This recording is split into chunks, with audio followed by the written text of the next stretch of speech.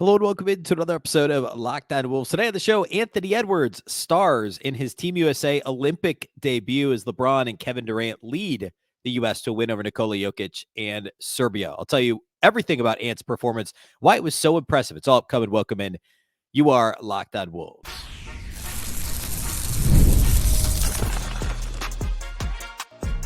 You are Locked On Timberwolves, your daily Minnesota Timberwolves podcast. Part of the Locked On Podcast Network, your team every day. Hello and welcome to the Locked On Wolves podcast, part of the Locked On Podcast Network, your team every day. My name is Ben Beecken. I'm the host of Locked On Wolves. Today's episode is brought to you by Game Time. Download the Game Time app, create an account, and use the code LOCKEDONNBA for $20 off your first purchase. Terms apply. Happy Monday, everybody. Hopefully you had a fantastic weekend.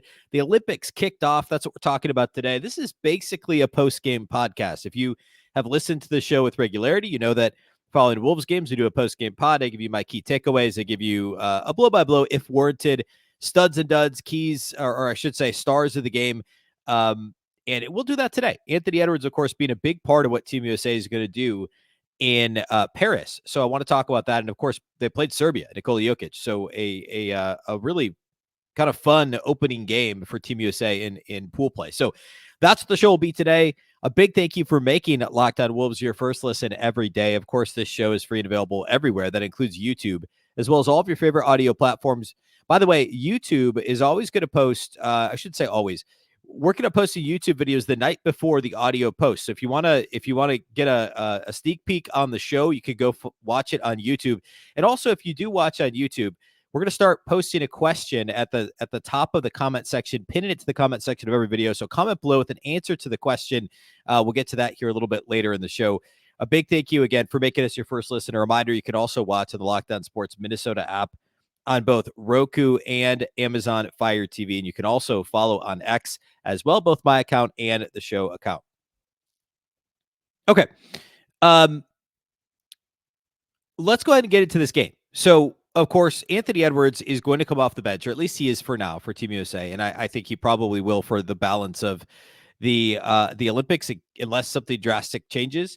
And, it makes sense to me, because having a starting lineup where you've got Devin Booker's a superior jump shooter to Anthony Edwards, and you've got the perimeter defense covered with Jrue Holiday. You've got spacing with Devin Booker and Steph Curry. And I mean, Joel Embiid did not play well. We'll talk more about that, but you've got a couple guys that are going to do more damage inside in terms of LeBron and Joel Embiid.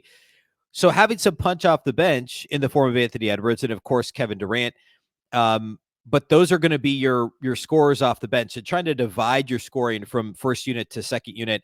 Certainly there's a world in which Embiid doesn't start and maybe LeBron starts at center and Kevin Durant starts at the 4. That may happen depending on the opponent. And then your off the bench punch, if it's not Embiid, if he's not going to play well, then it's going to have to be Anthony Edwards. And so it makes a lot of sense to me why he's coming off the bench. And I can't really quibble with that. This wasn't a game that was close down the stretch, so we didn't get to see if Ant was in the closing lineup. We did see in the friendlies, the exhibitions before the Olympics started, that Ant was in the closing lineup at times. So perhaps that it probably depends. At this point, Steve Kerr is probably still feeling out this team. But in terms of minutes distribution, Anthony Edwards, he played 19 minutes off the bench. He was the second leading scorer off the bench. He was one of two guys that scored in double figures off the bench in this game. So I thought the role made a lot of sense. I want to start with Ant, and then we'll kind of get into the game overall in Team USA. Obviously, Ant is the headliner here for Timberwolves fans. So let's start there. Anthony Edwards came into the game midway through the first quarter. I think he came in for Devin Booker. And the way the game started for Team USA, they were down 10-2. They ended up going on a nice run after Joel Embiid left the game. And we'll talk more about Embiid in a moment.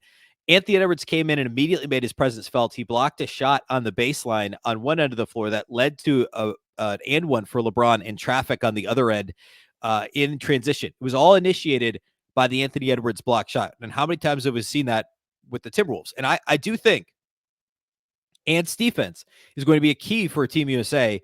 Not that there's that many like potent perimeter players. You're not going to face very many teams that have multiple guys that can beat you off the dribble, at the point of attack, on the perimeter like you see in the NBA.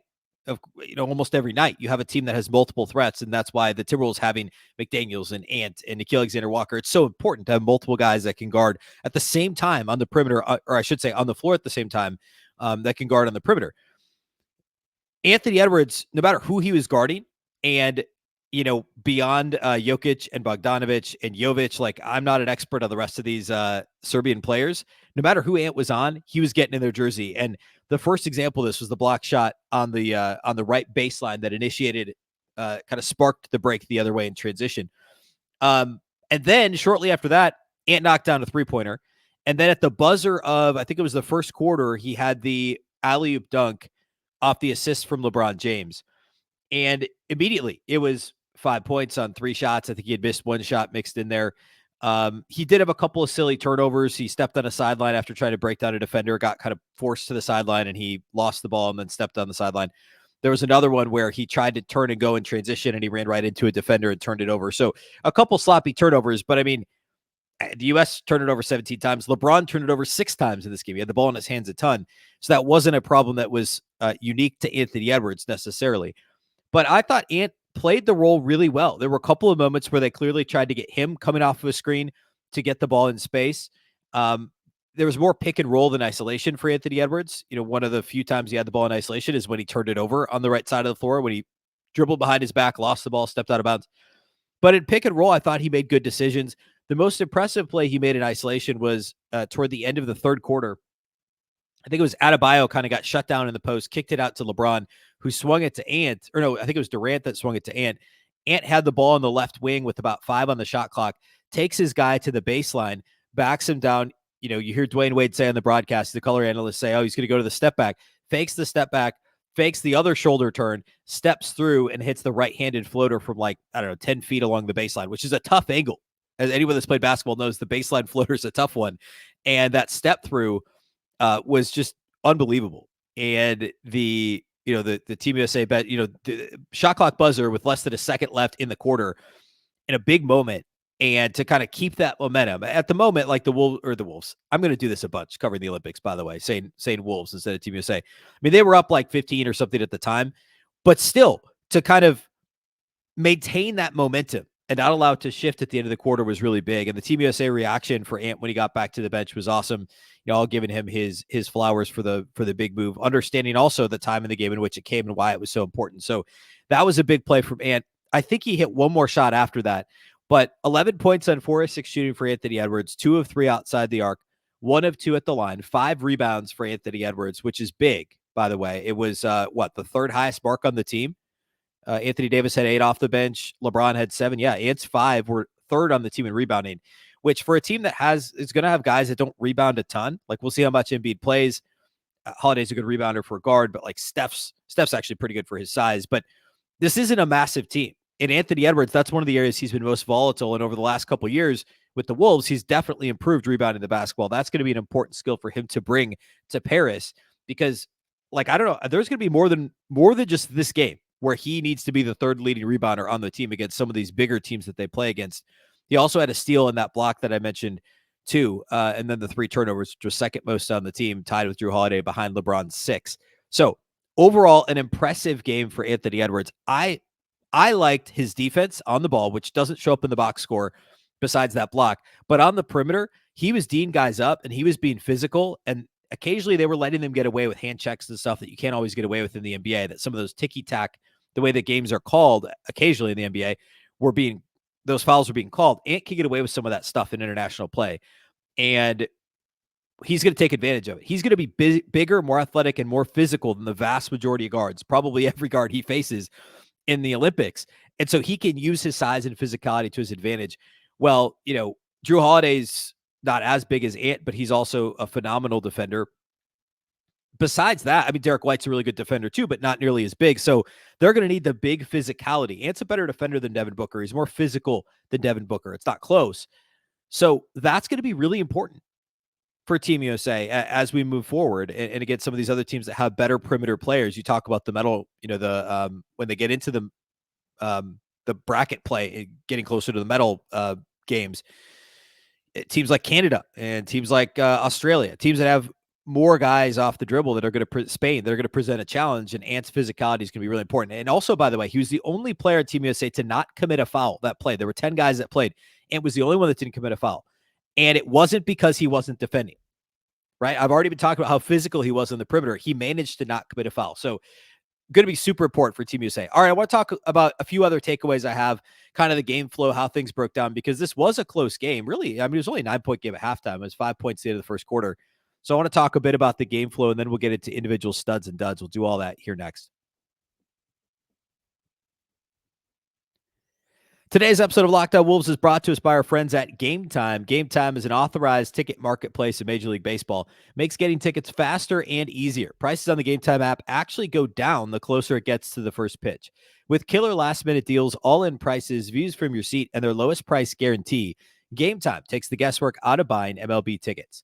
There's a ton of different fun features over at Game Time. The biggest thing, though, of course, is that on your last-minute deals, you save up to 60% off buying last minute for anything. It's not just baseball, and it's not just sports either. It's also comedy shows, concerts, theater, any other sport as well that you could find on Game Time. They have flash deals that help you save even more with exclusive in-app deals on select seats ahead of the game or the event. Take the guesswork out of buying your tickets at MLB or elsewhere with Game Time. Download the Game Time app, create an account, and use the code LOCKEDONNBA for $20 off your first purchase. Terms apply. Again, create an account and redeem the code LOCKEDONNBA. That's LOCKEDONNBA for $20 off. Download Game Time today. Last minute tickets, lowest price guaranteed.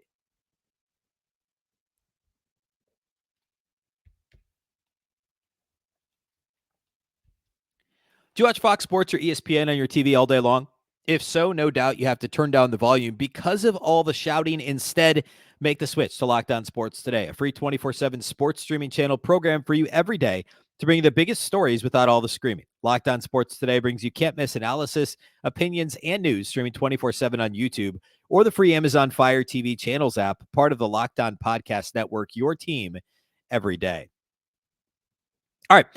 Overall game flow from this one. So the Team USA was down early. I mentioned the 10-2 start, Embiid struggles.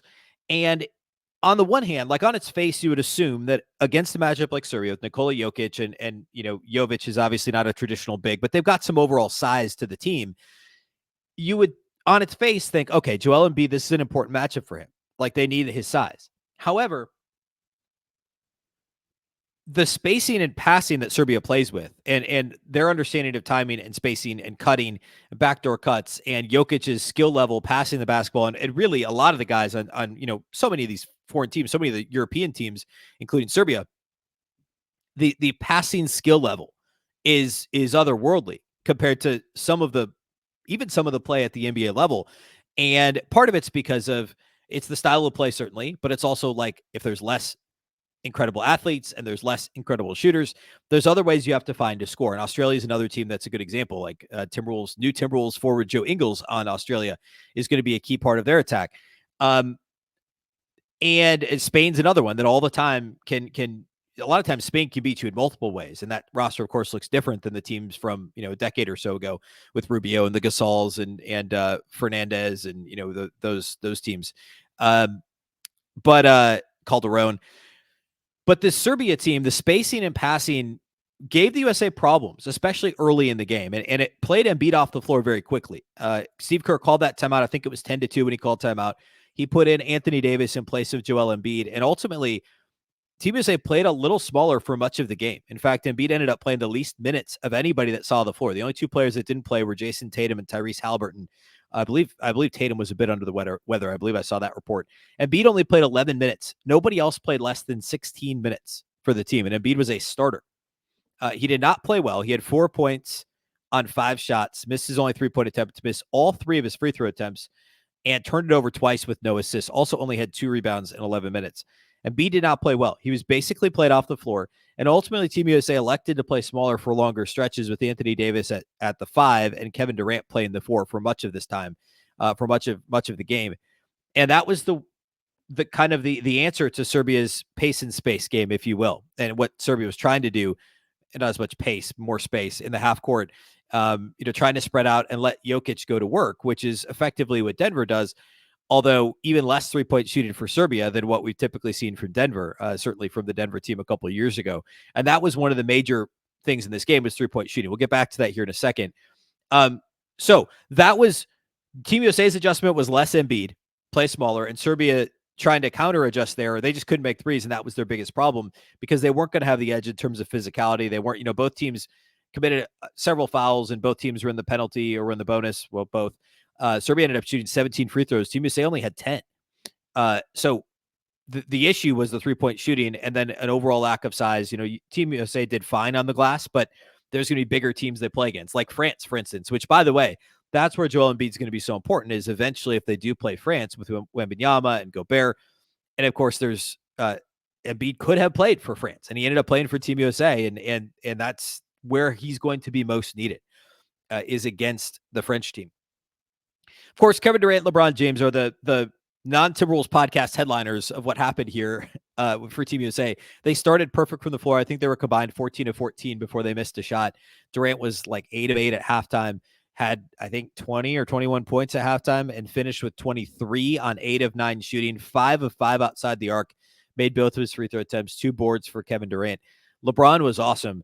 I know I mentioned the 6 turnovers. He just had the ball in his hands a ton. And, LeBron likes to take chances, especially in international play, and especially when they've got a big lead. He had 21 points, 9 assists, 7 rebounds, and it was super efficient. 9 of 13 shooting, 1 of 3 on threes. He tried to knock down a 3 at the end of regulation for fun and missed it. 2 for 2 on free throws. He did have the 6 turnovers, and he added a steal. So a fantastic game for LeBron. Both LeBron and Kevin Durant played extremely well. I mean, combining to shoot 17 of 22, combining to shoot 6 of 8 on threes, combining to shoot 4 of 4 at the line, combining for 9 rebounds, 9 assists, some turnovers because of LeBron's turnovers.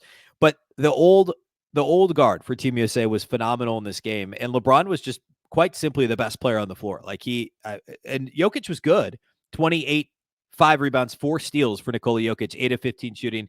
He was one of 6 on threes. It continues to be an area that teams are trying to force him to shoot threes, and I know he can make it. I know he shot threes at basically a league average clip before in the NBA, but it wasn't consistent this year, and it hurt Denver in the playoffs, and it wasn't consistent in this game. Still the best player in the world. I feel like I need to say that so everybody hears that. But 4 turnovers for Nikola as well, along with those 5 missed three-pointers. So Team USA did a good job of knowing that, like, hey, he's really the only guy that's going to beat us. Jovic wasn't great. Of course, from Miami Heat, he was 1 of 6 shooting, hit 1 tough shot, and that was it. 1 of 5 on threes. Bogdanovic was good early, but he quieted down very quickly. 14 points on 14 shots for Bogdanovic and only 1 assist. And he's got to be really good if Serbia is going to get to medal games later on in the tournament. So anyway, really strong play from Durant and LeBron James. I want to talk a little bit about the Team USA offense, and I want to talk about the biggest differences in terms of team statistics in this game and what mattered the most in this matchup, because it very well is another one. We could see this in the semis. We could see it in the gold medal game. I mean, that's who the Wolves, Team USA, that's twice now in this show today. I've done that. Team USA beat Serbia by like 30 in the gold medal game in Rio in 2016. So could we see a rematch of that later on? And what to watch in this matchup, next time around? We'll do that. We'll do studs and duds. We'll do all that here next.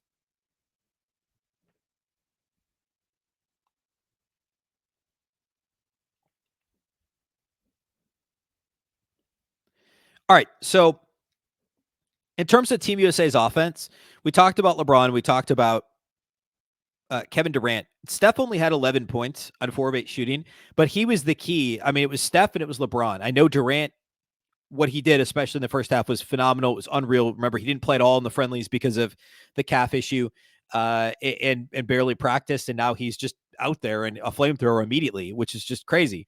To the point where Dwayne Wade said on the broadcast, has anyone ever seen anything like this? That's almost a direct quote. It was a really dramatic and hyperbolic thing for him to say in the first half of the first Olympic game. But anyway, Durant was great. He was a flamethrower early.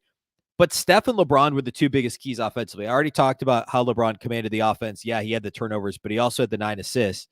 And by the way, another kind of aside for international play that we can come back to, we will come back to based after some of these upcoming matchups. Team USA can get away with some turnovers because of the size and speed and athleticism advantage they're going to have against every single team they play. They can recover in transition. We saw Derek White block in transition. We saw some other chase down blocks. I guess they only had 3 as a team. I know for sure Derek White had one of them. And Beads was in the half court, and so was Ants. But we saw some good plays, resistance given in transition. By the way, Serbia had 0 blocks. So again, size won't always be an advantage, but athleticism, physicality, and speed will always be an advantage for Team USA. And which is crazy considering how old Durant and LeBron and Steph and some of these guys are. You know, the team as a whole is fairly old, even AD at this point. But because of that advantage, they can recover in transition much more easily than some of these other teams. So one of Team USA's advantages is to try and play fast, knowing that they can fix an imbalanced floor fairly quickly. Now, it is a bit like playing with fire, but this was one of those matchups in which it was okay to play a little faster, be a little bit faster and looser. You're going to want to be careful against some of your other matchups, though, depending on what that looks like. But anyway, LeBron in the half court, but Steph Curry, only 11 points on 8 shots, and he got to 11 with that three-pointer basically at the buzzer with a second left in the game. Try and increase that point differential. Remember, the point differential matters in terms of a tiebreaker. If Team USA, stumbles and loses a game here in pool play, the differential will matter as a tiebreaker. So that's why you're always trying to score, no matter which side of the ledger you're on. It's a little bit like the in-season tournament differential, right? And Summer League. So Steph was stuck at 8 points before that, but he was the key to the offense because of his gravity. What he was doing, running off of pin downs, it's this way with Golden State, of course, as well, but it's magnified even more. It's crazy, too, because, of course, the team around Steph Curry right now is better, certainly than what he's had recently at Golden State. Better than every year except the Durant, Klay Thompson, Draymond heyday years. Still better. I get it. 1 through 12. Yes. But the point is the gravity of Steph Curry, even with the other greatness that's on the floor, was freeing up his teammates for backdoor cuts that then LeBron was picking apart the Serbian defense. And had a nice cut where he ended up getting fouled and making 1 of 2 free throws. Bam had an easy dunk on a backdoor cut. I think that one might have come after an offensive rebound from LeBron. So that was more just LeBron being LeBron. Drew Holiday had a nice backdoor cut that was created by the gravity of Steph Curry. The defense knows Team USA is going to run all these sets to free Steph up for threes. And if you play over the screens or you overplay them or you're switching or whatever you're doing, you're abandoning assignments, the back end of the defense, the weak side is going to be weak. And you're going to lose contain on some of these guys on the opposite side of the floor. And this team's good enough and smart enough to cut to the basket or space out to the opposite corner for a wide open 3-pointer. And we saw that time and time again in this game. And so much of it was created by Steph Curry, but then executed by LeBron James because he's such a maestro with the ball in his hands. And he's so big, he can see over the entire defense.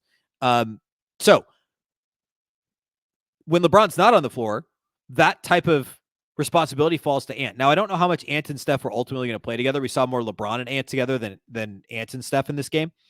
But when LeBron's not on the floor, if Ant is, that kind of falls to Ant. He basically ran the second team offense. Derek White did as well at times, but Anthony Edwards had multiple possessions where the onus is going to be on him to find those backdoor cutters, to find those weak side shooters that are wide open, to pick his spots offensively. And he's got to remember, even more so than with the Wolves, when, you've got Kat, you've got Rudy, you've got, Nas and other guys that can score. Every single player on the floor for this team is a scoring option for Team USA. So picking his spots is going to be huge. And I think he did that really well in this game. But the gravity of Steph and the basketball IQ, as always, and the size of LeBron has been absolutely huge, or was absolutely huge, I should say, in this game. All right. Overall, in terms of the team, 3-point shooting was the biggest difference. Team USA was plus rebounding, +7 on the glass. They did allow 10 offensive rebounds to Serbia, allowed them to hang around. That's going to be one to watch. Serbia is a kind of middle of the pack in terms of their size as a team. And they're going to see bigger teams. They're going to see smaller teams. But rebounding is something to watch for Team USA. The big thing was the 3-point shooting. Serbia was 9 of 37. They actually shot 5 more threes than Team USA, which it didn't feel like that. But they were just 24% outside the arc. Team USA was an unconscious 18 of 32. That's 56.3% outside the arc. KD was 5 of 5. Booker was 4 of 5. Drew Holiday was 3 of 5. Steph was 3 of 7. Ant was 2 of 3. Those are all the guys that had multiple 3-point makes in this game. And everyone shot a 3 that played except for Anthony Davis. So volume and efficiency. Remember, the 3-point line is about a foot and I think 8 inches shorter at the top of the arc Basically, the top of the arc is the same as a corner three, roughly within a couple inches of the corner three at the NBA 3-point line. It's a shorter court, a shorter 3-point line. Team USA should have a massive advantage when it comes to shooting threes over the course of this tournament. And they showed it here in this game. That was the biggest thing. And of course, they got a lot of easy attempts at the rim. We talked already about the backdoor cuts, offensive rebounding. Serbia actually beat the U.S. in. This box score does not have points in the paint on it, but I guarantee you that Team USA won that handily. All right, studs and duds. Obviously, Kevin Durant, 23 points on 8 of 9 shooting, 5 of 5 outside the arc, 2 boards for KD in just 17 minutes, by the way. 23 points on 9 shots in 17 minutes is is peak efficiency. LeBron gets a stud as well, 21 points, 9 assists, 7 rebounds, 1 steal, 9 of 13 shooting, 1 of 3 on threes, 2 of 2 at the line. He did have the 6 turnovers, but I don't care about that. He played great. Third stud, we already talked about Steph. He didn't shoot it. I mean, he shot it fine. He was 3 of 7 outside the arc. You could go Drew Holiday. You could go Ant. I don't know. That's actually a tough one. I'm going to go Anthony Davis, actually, because his 8 rebounds were really important. He led the team in rebounding. Actually, he led the game in rebounding. And in a game where they gave up 10 offensive boards and Serbia was kind of hanging around and Embiid simply did not have it. We haven't talked a lot about Embiid. I meant to talk more about him. There will be more opportunity. He did not play well. He didn't look in shape. He didn't look healthy, whatever you want to say. He didn't look ready to play. And Anthony Davis was great. 7 points, 8 rebounds. Didn't shoot any threes. 3 of 6 on field goal attempts. Made his only free throw. 1 steal, 1 assist. I thought his presence inside was important, even if the box score doesn't stand out really. Again, could have gone Ant. Could have got Booker was good. 4 or 5 on threes, 5 assists. Actually, I maybe could have gone Booker. Across the board, everybody played great, except my only dud is Joel Embiid. Here's my opportunity. He did not start the game well. I just said a bunch of stuff about how sluggish he was. Of course, coming back from injury, we know that. Didn't look great in the friendlies for the most part either. Got involved in one little dust up and I think got a flagrant or a technical. I think it was a technical after grabbing a player who was airborne at the end of a play to kind of try and slow him down. But, Embiid does Embiid stuff. 4 points, 2 boards, 2 of 5 shooting, 0 of 1 outside the arc. Missed all 3 of his 3-point attempts. All 3 of his free throw attempts. 2 turnovers in just 11 minutes for Joel Embiid. So not a great performance for the Sixers big. And we'll see, depending on these matchups, what that looks like for him moving forward. I'm very curious to see how Steve Kerr handles Joel Embiid's minutes, if it is going to be based on matchup or if it'll be kind of the nominal start, right? Like, okay, well, we'll let him start and then, he's only going to play 10 minutes in the game or whatever. Like, we'll see what happens there. I'm very curious. The next Team USA game is on Tuesday, and I believe it's Tuesday afternoon, and I believe it's South Sudan. I'm going to see if I can pull it up real quick. For some reason, they make it really difficult to find the actual schedule, but I'm pretty sure that's the case. Yeah, South Sudan it is South Sudan, and it is on, is it Wednesday? Yeah. Man, it's not till Wednesday. So South Sudan on Wednesday. So we'll talk about that. Post-game pod, I guess, will be Thursday then, following the South Sudan game Wednesday, and then another 3-day break before they play Puerto Rico.